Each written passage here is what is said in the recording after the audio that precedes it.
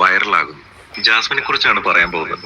അതുകൊണ്ട് തന്നെ ഒരു കാര്യം മുന്നേ പറയാം, ഇതൊരു നിഷ്പക്ഷ അഭിപ്രായ പ്രകടനമല്ല, കൃത്യമായ പക്ഷമുള്ള അഭിപ്രായമാണ്.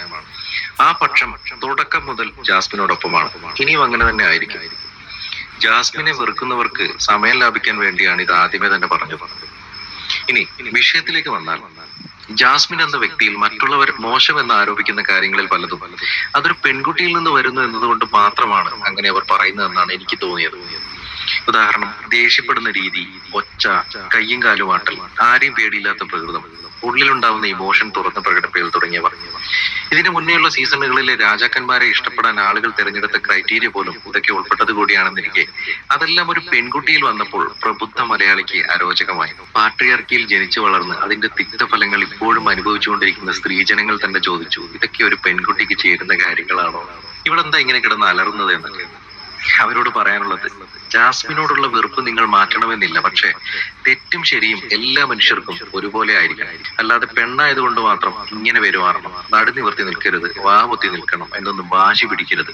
തല ഉയർത്തിപ്പിടിച്ച് ജീവിക്കാൻ എല്ലാവർക്കും പറ്റണം. ജാസ്മിൻ വരുന്നത് ഒരു ലോവർ മിഡിൽ ക്ലാസ് ഓർത്തഡോക്സ് ഫാമിലിയിൽ നിന്നാണ്.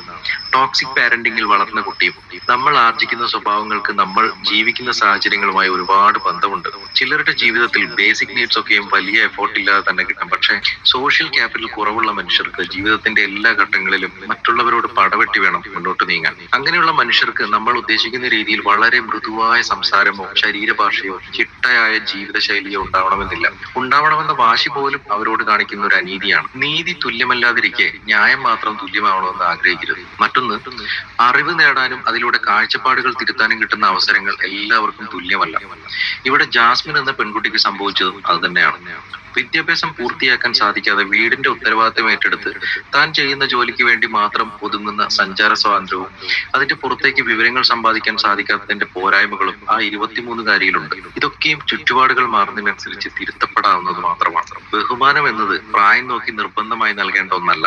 കൊച്ചു കുഞ്ഞുങ്ങൾ മുതൽ എല്ലാ മനുഷ്യർക്കും ഒരേപോലെ അർഹതയുള്ളതാണ്. ബഹുമാനം കൊടുത്തു വാങ്ങാനാണ് പഠിക്കേണ്ടത്. ജാസ്മിൻ ഒരാളെയും അങ്ങോട്ട് പോയി പ്രകോപിപ്പിച്ച് അവരെ വ്യക്തിഹത്യ ചെയ്യാറില്ല. ഇങ്ങോട്ട് അപമാനിക്കുന്നവരോട് പോലും ഒരുപാട് നേരം വൈരാഗ്യം മനസ്സിൽ സൂക്ഷിക്കാതെ അവരോട് ക്ഷമിച്ച് ഒരു പരിധിവരെ അവരെ സ്നേഹിച്ച് മുന്നോട്ട് പോകാൻ കഴിയുന്നുമുണ്ട്. ഒരു സാമൂഹ്യ ജീവി എന്ന നിലയിൽ ഒരു മനുഷ്യനുണ്ടായിരിക്കേണ്ട ബേസിക് ക്വാളിറ്റിയാണ് എല്ലാ മനുഷ്യർക്കും തുല്യ അന്തസ്സ് കൽപ്പിക്കുക, ക്ഷമ ചോദിക്കാനും ക്ഷമിക്കാനും പറ്റുക, സ്നേഹിക്കാൻ കഴിയുക എന്നതൊക്കെ. ഇതൊരു പേഴ്സണാലിറ്റി എക്സ്പെരിമെന്റ് ഷോ ആയതുകൊണ്ട് തന്നെ അവരിൽ ഏറ്റവും മികച്ചതായി ജാസ്മിനെ തിരഞ്ഞെടുക്കാൻ ക്യാമറയ്ക്ക് വേണ്ടി കൃത്രിമത്വം കാണിക്കാതെ സ്വാഭാവികമായി ഉണ്ടാവുന്ന ഇത്തരം നല്ല ക്വാളിറ്റികൾ തന്നെ ധാരാളം. Jasmine, I love you.